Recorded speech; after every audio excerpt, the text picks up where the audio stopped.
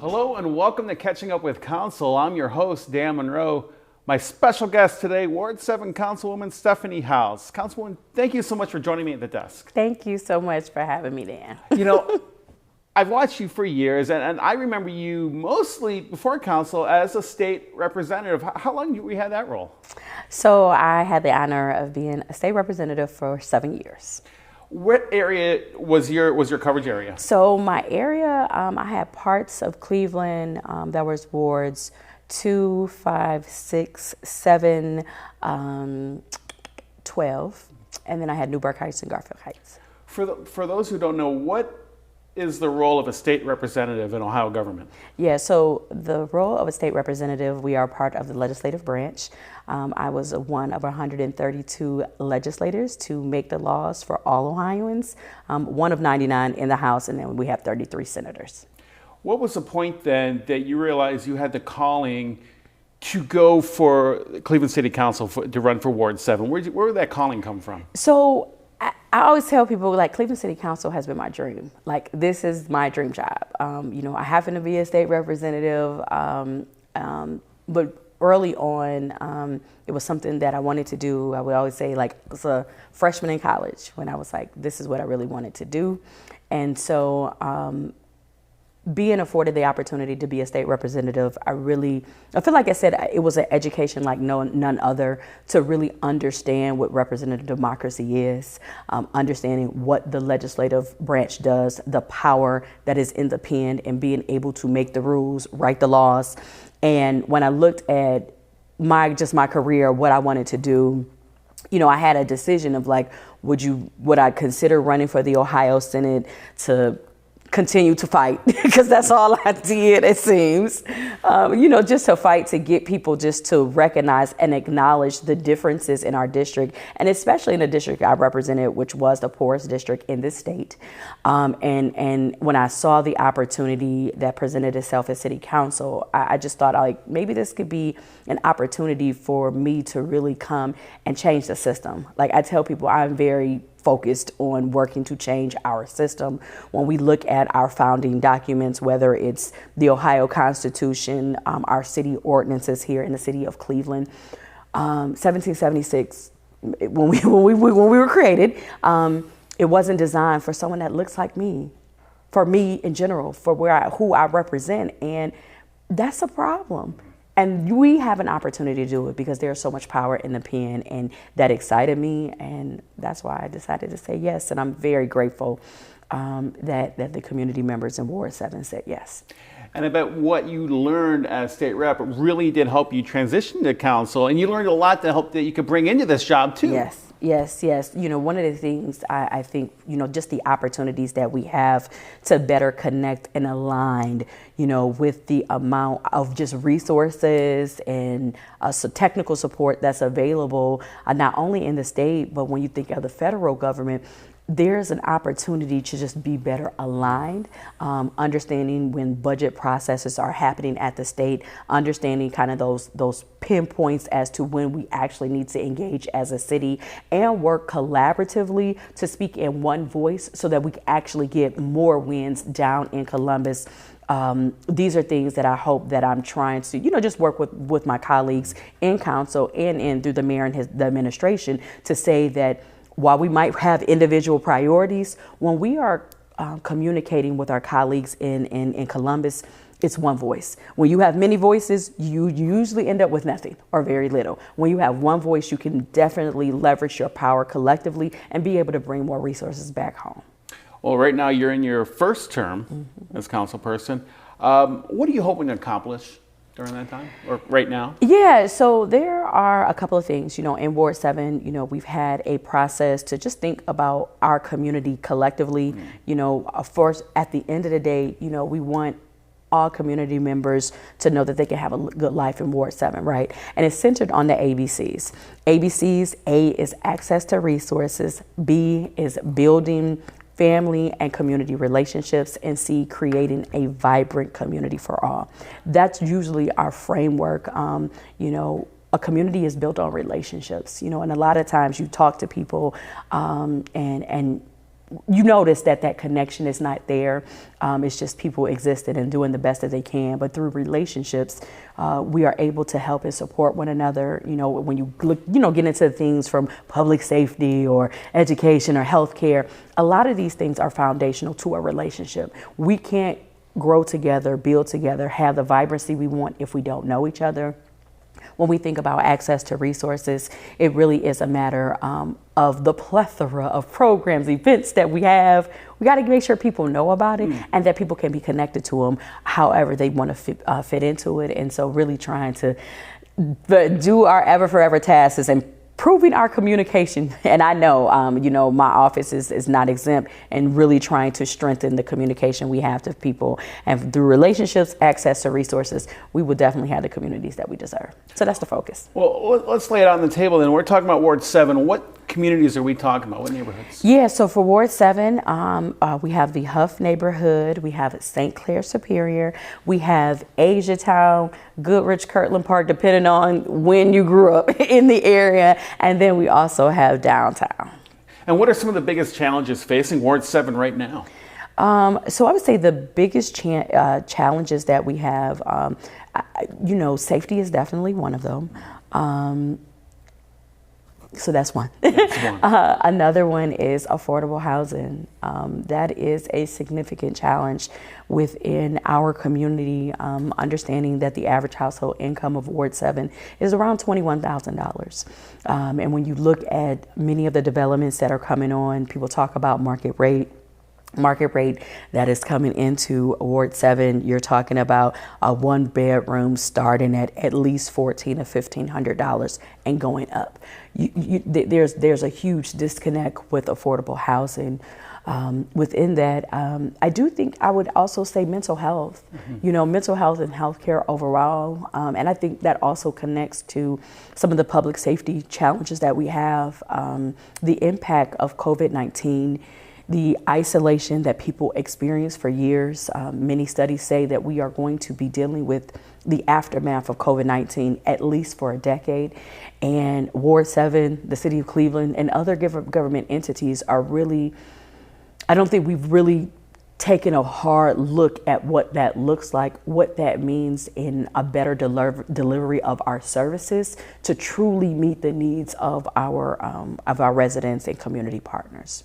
As a council person, you're the representative that the people elected put in that chair, so you have to have your finger on the pulse of what's going on. Mm-hmm. What are some of the biggest calls, the majority of the calls that you get from the residents?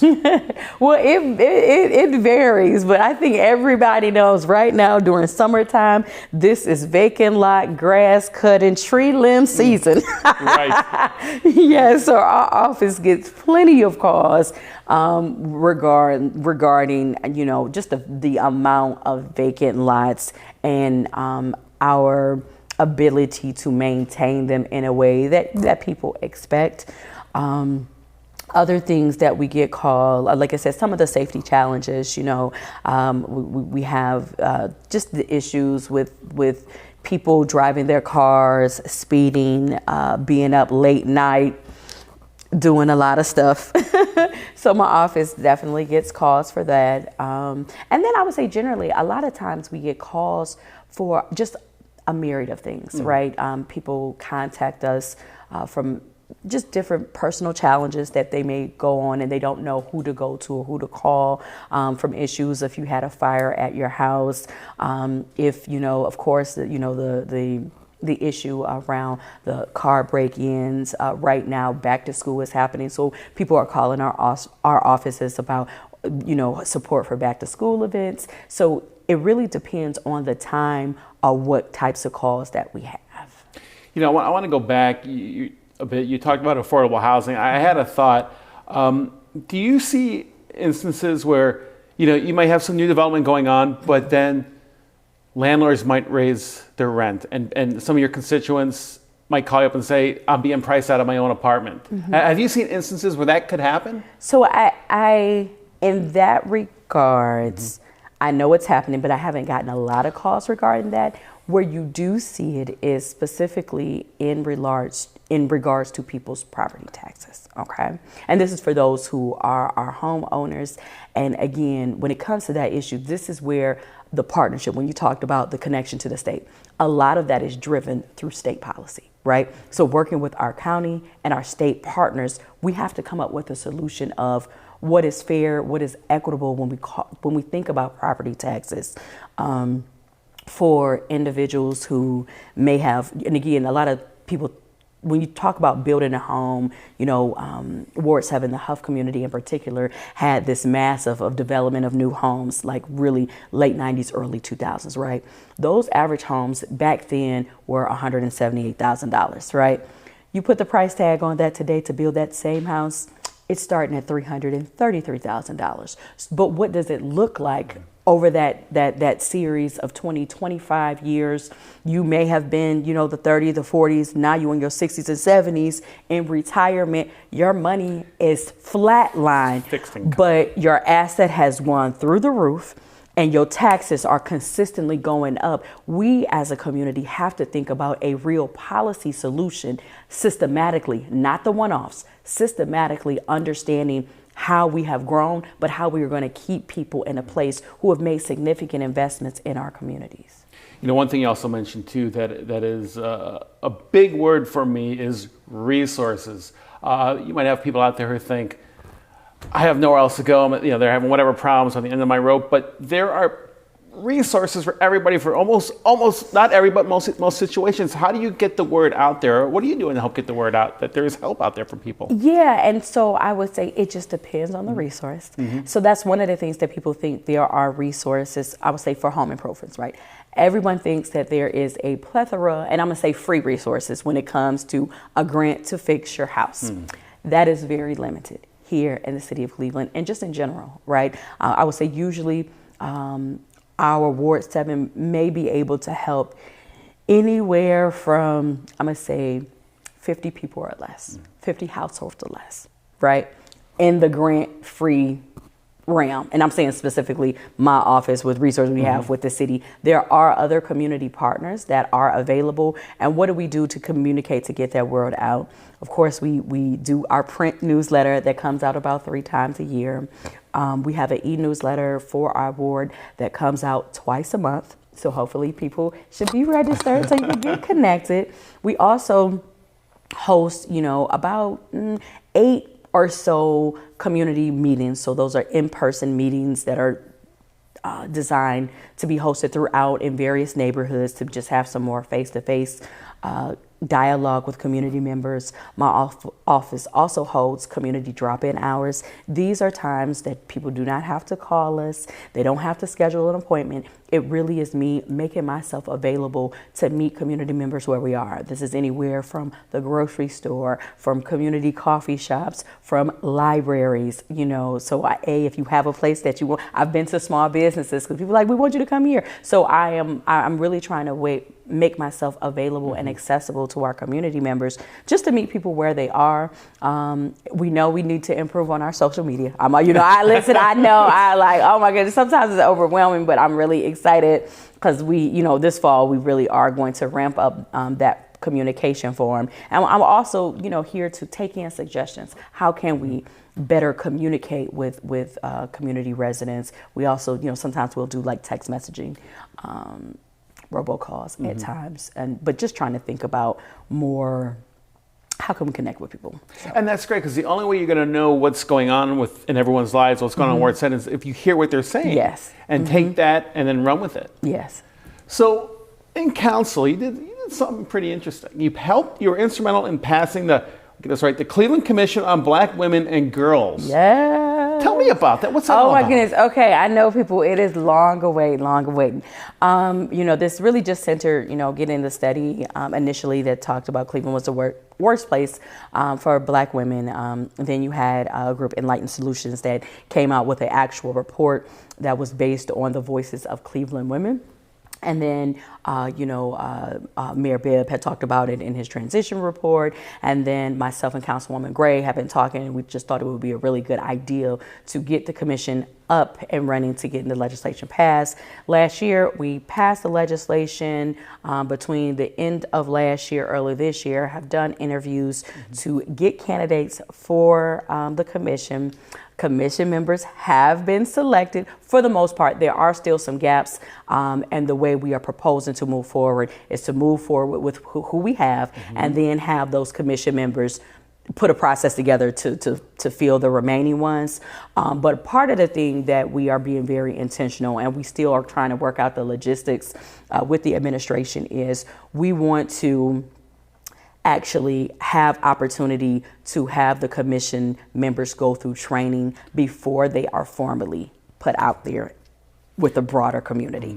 And so we are actually going through what that training needs to look like, and being thoughtful, right? Because again, if you are just a person that's living your life, you want to serve, you need to be supported and trained and prepared, right?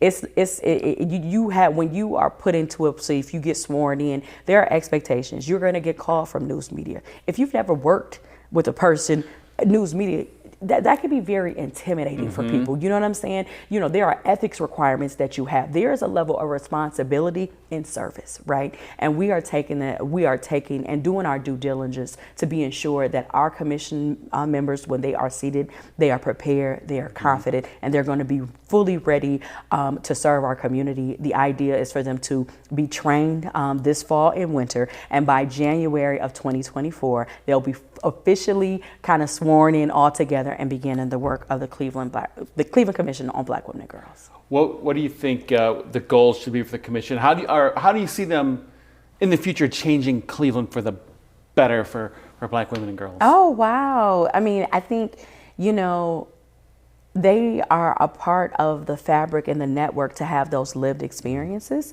here in Cleveland, serving in Cleveland. And, they are tasked with advising the mayor, right, about this is what we're hearing, having hopefully events to engage with Black women and girls in our city, and to be a direct connecting point to City Hall to say, this is what we're hearing. These are the opportunities where we can change the statistics, change the dynamics here in our community. They're coming from them, and hopefully we will listen. That's one of the things is a lot of times people have been telling us for a really long time what we need to be doing. Now we having it in a more organized fashion, and it's going to be on us collectively with the administration and council to not only listen, but to act upon it and invest in what will be the recommendations coming from the Cleveland Commission on Black Women and Girls. It's coming. I can't wait. This is going to be exciting to see them working. One of the big things that came out of COVID, if we can shift gears a bit, is American Rescue Plan Act funds, ARPA funds. Yes. You've worked to get them for your award. How are you using the ARPA funds? Talk about the projects, especially one here from Birthing Beautiful Communities. Talk about different projects you can use that money for. Yeah, so one of the things when we talk about ARPA dollars, American Rescue Plan Act dollars, one of the things I always try to set the baseline is the overwhelming majority, over 50% of the money went to the city of Cleveland just to make sure city services can continue, to ensure that we did not lay off anyone, right? So that's the first thing, right? Because people they hear 551 million, and they're like, where did all this money go? Like I said, a significant portion just went to ensure that Cleveland, our staff, our team here, they can continue to get their checks, be stable and whole, and serve community members for the variety of city services. From there have been a series of different projects and investments, many things that are looking at touching collectively everyone, right? So we know about the food bank. We know we're going to have this land assembly, the land assembly for development, right? Being able to bring land parcels together.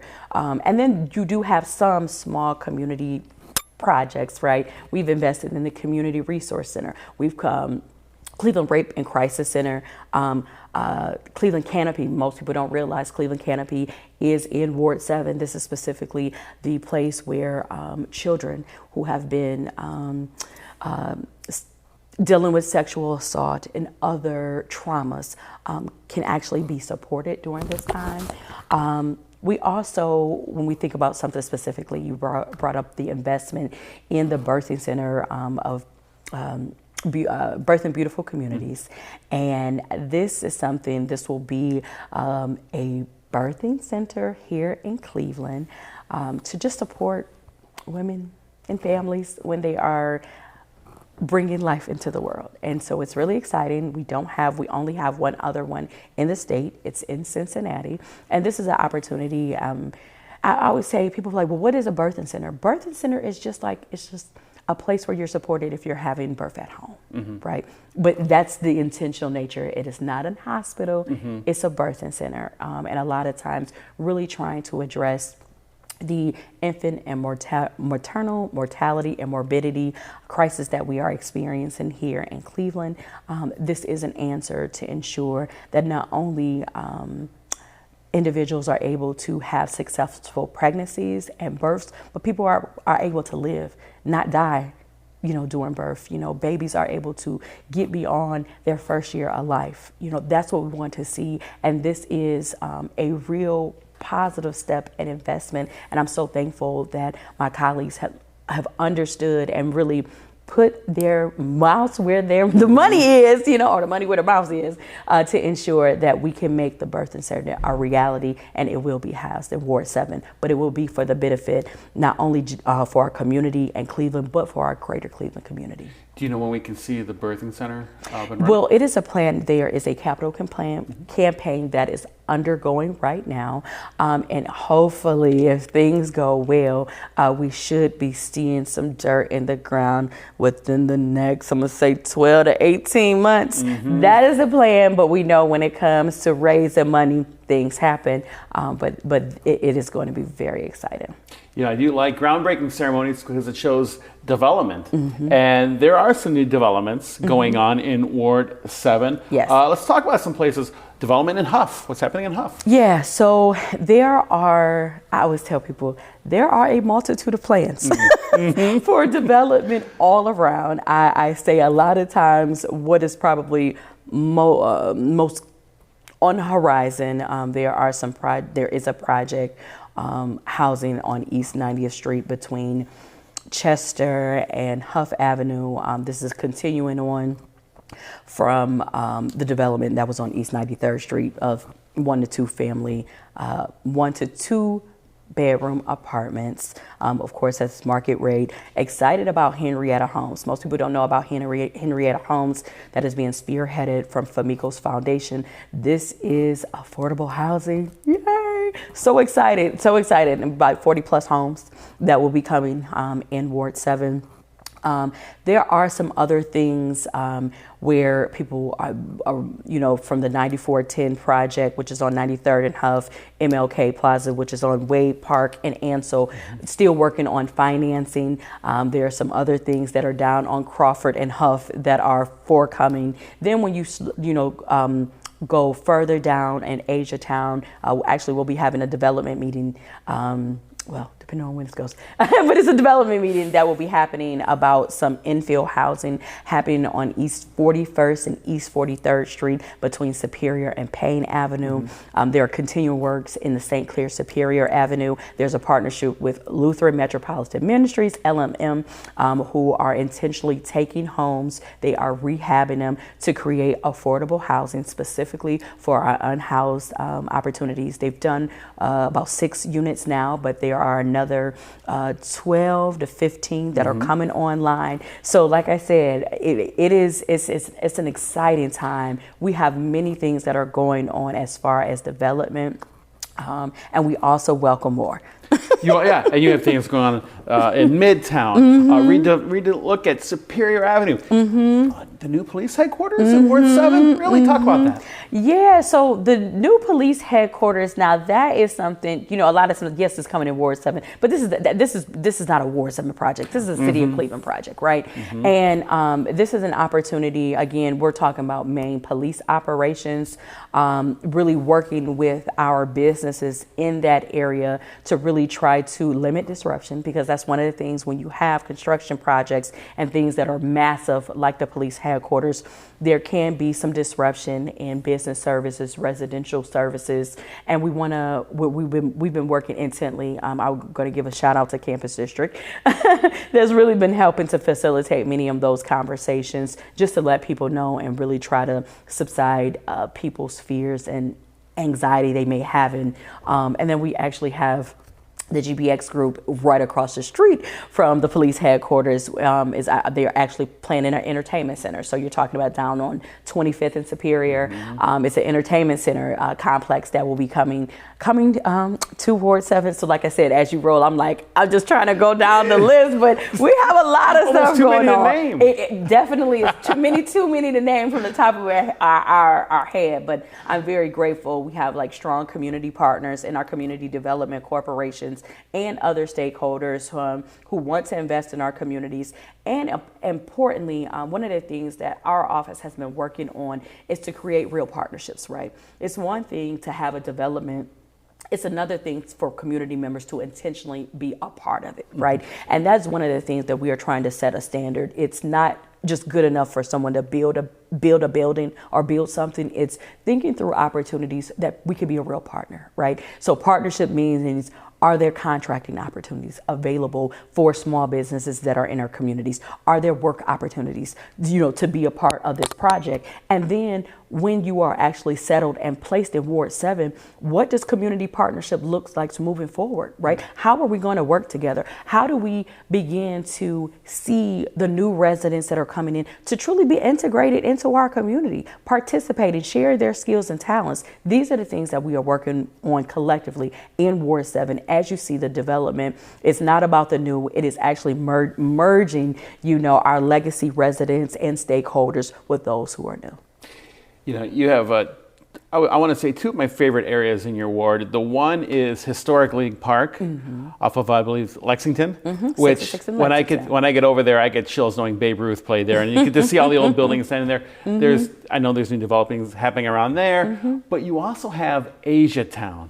Asia Town's a really interesting place, really cultural, diverse place. A lot of fun to go to. They're doing a new painting project to help define the borders a little bit more. Tell me about that. Yeah, so this is a project that I think it was two gentlemen kind of had the idea, then working with our CDC Midtown that focus on Asia Town, of really trying to, and they're kind of in the infancy, we'll be meeting soon, actually, I feel like in the next 2 weeks or so, to actually go through the plans. But again, it's just like any other historical context. If you go to other cities, there are some very distinctive features, whether it's through signage or art that lets you know you have arrived at a place.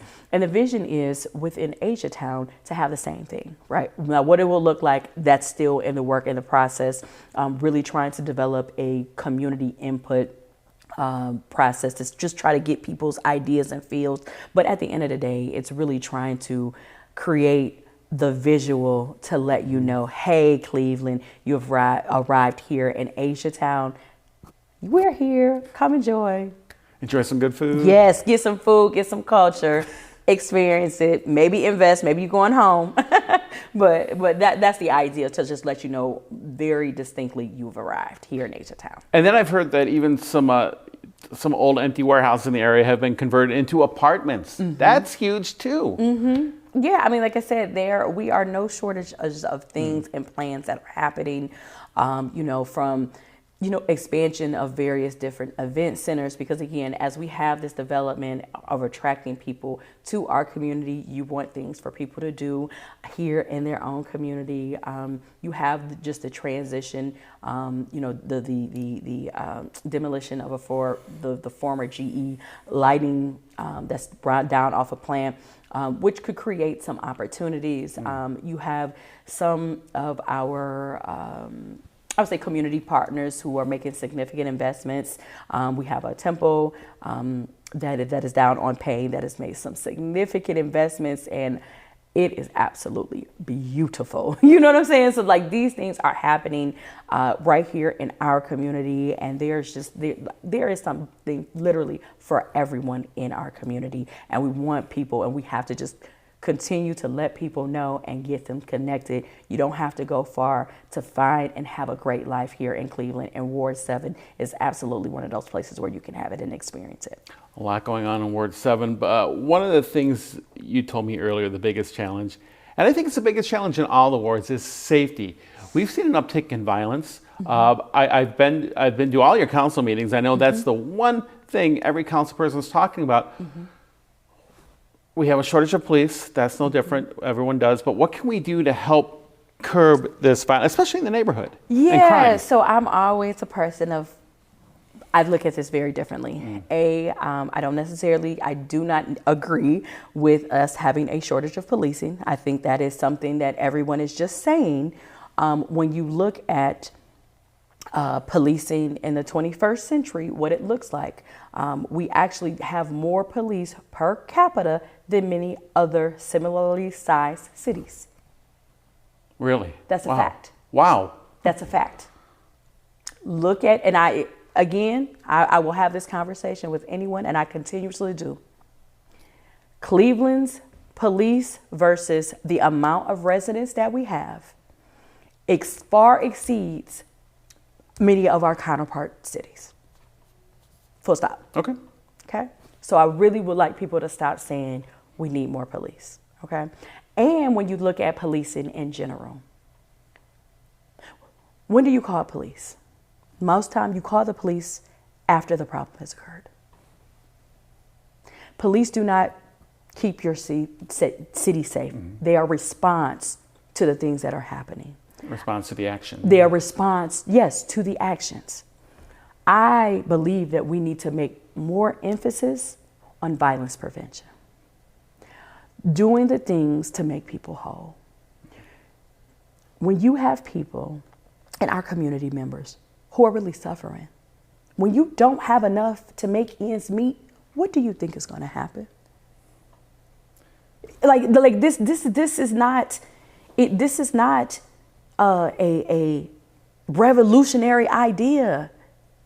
If you can't eat, if you don't have some of the basic, if you don't have a place to sleep. I mean, I was just looking, I think it was 2 days ago, about there was a security breach at Hopkins Airport. Yes. Okay. Yes. Someone went through the gates. Someone went through the gates. It wasn't just somebody looked at the gate. When you looked at it, I could automatically tell somebody that was homeless.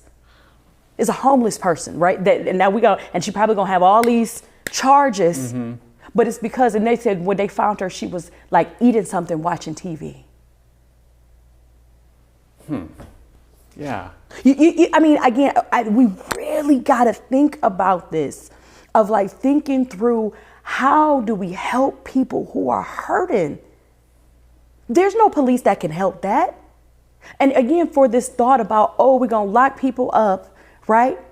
The overwhelming majority of people come right back into our communities after they have their justice experience, usually within 2 to 5 years. And they're no more better prepared when they went in than when they come out. They still don't have a place to eat. They have a place to stay. They don't have a family sustainable career opportunity. They don't have anything to eat. They don't have health care. What do you think is going to happen? Yeah. This is, I really, really need us that say we care, we want safe communities. We have to work together. Again, no one is going to pay us to save us. You see what I'm saying? Yeah. Like when I'm going to go back to the ABCs and the B, building relationships, family and neighbor relationships.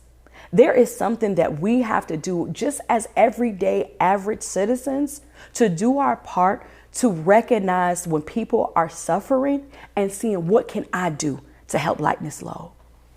You know, I spoke recently with your counterpart, Councilwoman Gray, and she talked about how she looks at the families and goes to the families who are in trouble. The single mom with the many kids, and they don't know where their teenagers are at.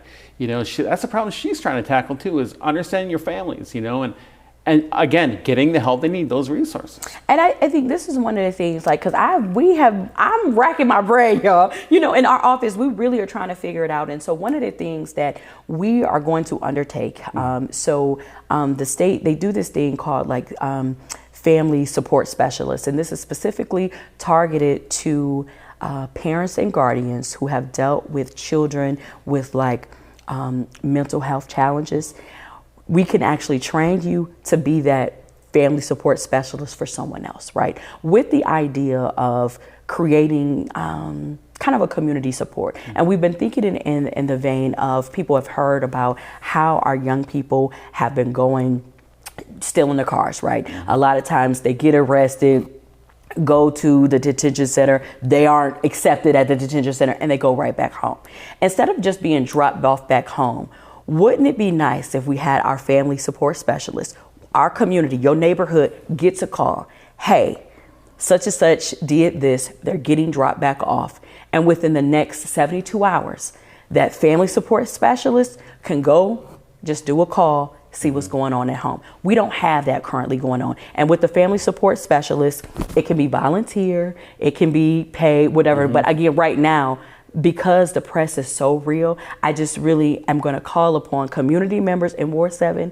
If you had the lived experience, and it's about having a lived experience with a young person, a child dealing with some mental health issues and others, we want you, because your experience is valid. We want to help get you trained to kind of help lead us in this effort to better identify the supports of what we need to do for our families to support and have a course correction of some of these unhealthy and really, really, really harmful activities our young people and families are engaged in, so that we can get to this place of vibrancy and connection.